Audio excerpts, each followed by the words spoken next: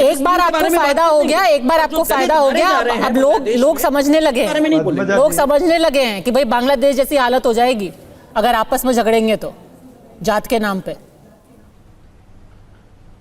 पद्मजा जी, दिक्कत की बात यह है कि करण वर्मा एक चैनल पर बैठ करके ये तय कर रहे कि विकृत मानसिकता वाले कौन लोग हैं। अरे भाई, ये जनता का अधिकार है, जनता तय करेगी। आने वाले 3 राज्यों के चुनाव है, उसमें जनता तय कर देगी कौन विकृत मानसिकता का है। और इससे पहले जो हमारे वरिष्ठ पत्रकार थे, उन्होंने ठीक कहा कि जो अपने आप को चाणक्य कहते थे, उनको जनता आज जो है वो शकुनी के रोल में देख रही है कि ये शकुनी मामा है, उनकी चाणक्य नीति नहीं चल रही है। और शकुनी जो है वो बार बार फेल होते नजर आ रहे हैं और इसीलिए जनता इनका विरोध कर रही है। अगर ये मुद्दा कोई बहुत बड़ा मुद्दा नहीं है तो काहे भारतीय जनता पार्टी इतनी परेशान है? क्यों भारतीय जनता पार्टी के दिल्ली से लेकर के बंटवारा हो जाएगा, पार्टी आती जाती रहेगी, चुनाव आता जाता रहेगा, सरकारें आती जाती रहेंगी, पर हमारा समाज बढ़ जाएगा, हमारा देश बढ़ जाएगा। हाँ, अपने राज्यों में क्यों नहीं करा रहे?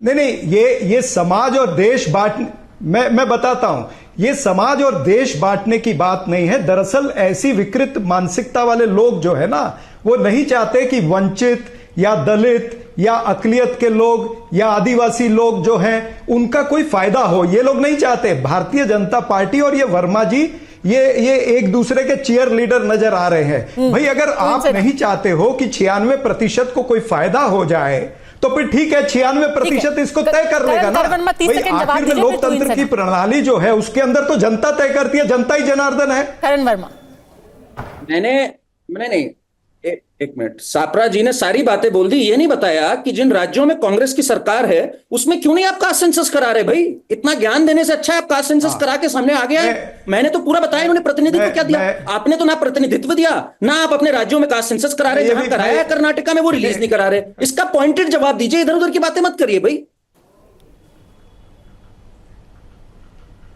नहीं, आप पॉइंटेड जवाब दे दीजिए। ये आप जो ज्ञानवीर यहां पर बैठे हैं कि 2011 के अंदर जो सेंसस हुआ था उसे नरेंद्र मोदी की सरकार जो है उसने क्यों नहीं डिक्लेयर करा है? अरे भाई, जब आपके साथी कह रहे हैं कि जातिगत जनगणना करानी है तो आप दूसरे तीसरे को विकृत मानसिकता की बात करके क्या फायदा होगा? अरे भाई, क्या फायदा? मैं तो कह रहा हूं कि केंद्र सरकार को निर्णय लेना चाहिए, राज्य तो फिर छोटे होते हैं ना। अरे केंद्र सरकार निर्णय ले लेना। केंद्र सरकार क्यों डर रही है भाई? केंद्र सरकार क्यों डर रही है? करनी का जो फर्क है, कथनी और करनी का जो फर्क है, जैसे कि बहुत एक तस्वीर बहुत वायरल हो रही है, कि जिस संविधान सम्मान सम्मेलन में राहुल गांधी जी गए थे, वहां पर प्रयागराज में उनका स्वागत किसने किया? अविनाश पांडे जी ने, अजय राय ने, प्रमोद तिवारी ने, आराधना तिवारी ने, राजेश तिवारी ने। आप कह रहे हैं मिस इंडिया में मुझे कोई नहीं दिखा अल्पसंख्यक दलित पिछड़ा। आप कह रहे हैं कि मेरे को मीडिया में नहीं दिख रहा कोई अल्पसंख्यक दलित पिछड़ा, पर नाहिद लारी खान वहां खुद प्रयागराज में मंच पे कोई अल्पसंख्यक दलित पिछड़ा नहीं दिख रहा था। मैं उत्तर दे दूं? ठीक है, आप ही बताइए चरण सिंह जी, आपकी पार्टी का मामला है, आपकी पार्टी का मामला है, आप बताइए। देखिए पद्मजा जी, मैं कांग्रेस राजीव गांधी फाउंडेशन है, मेरी पार्टी का मामला है। और जो व्यक्ति एक मिनट जो व्यक्ति इस तरह की भाषा बोल रहा है, इस तरह का वक्तव्य रख रहा है, यानी उसके लिए मैं कहूंगा कि डूबते को तिनके का सहारा। भारतीय जनता पार्टी ये तो सही बात नहीं है। आप तो मिस इंडिया में भी जाते भाई, वो कार्यक्रम कांग्रेस पार्टी का नहीं था। एक मिनट, मुझे पूरा करने दीजिए पद्मजा जी। ना, मुझे पूरा करने दीजिए। वो कार्यक्रम जो था वो कांग्रेस पार्टी का कार्यक्रम नहीं था, वो कांग्रेस पार्टी का कार्यक्रम नहीं जाते ना राहुल। वो वैसी संगठनाओं का कार्यक्रम था जो संगठना इस तरह के कार्यक्रम पूरे देश के अंदर करा रही है, उसमें राहुल गांधी जी शरीक हुए थे। क्या बड़ी बात है? शरीक हुए। बड़ी बात यह है कि मंच पे कौन था? उत्तर प्रदेश कांग्रेस का। क्यों शरीक हुए? अभी तुम्हारे से पूछ के शरीक होंगे क्या?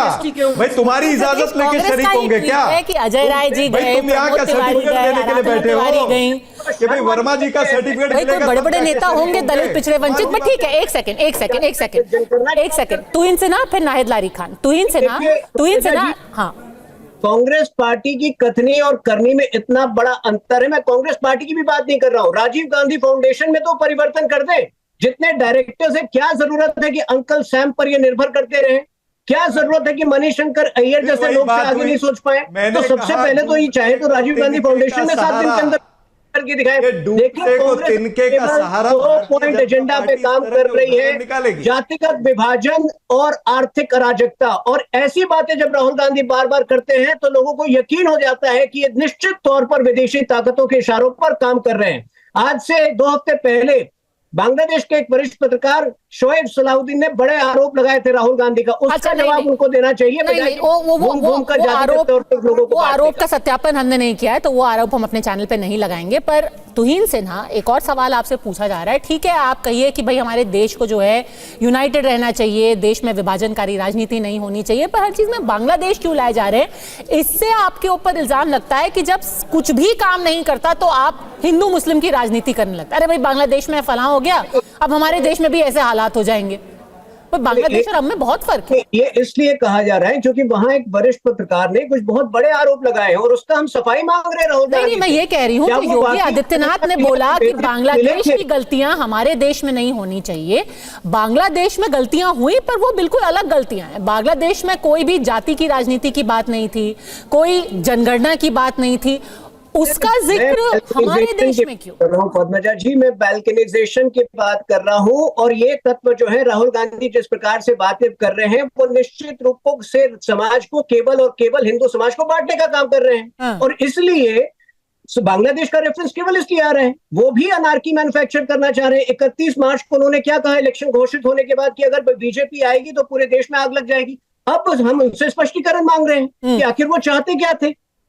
और आज जो हो रहा है बांग्लादेश में, उसके बाद हमारा स्पष्टीकरण मांगना जो है उनसे जायज होता है। तो वो बात नहीं करते, लेकिन वो जातिगत जनगणना की बात कर बात हो रही है बांग्लादेश की। बैकवर्ड कम्युनिटी के हैं वो बात कर करके लोगों को भ्रमित करते रहते हैं।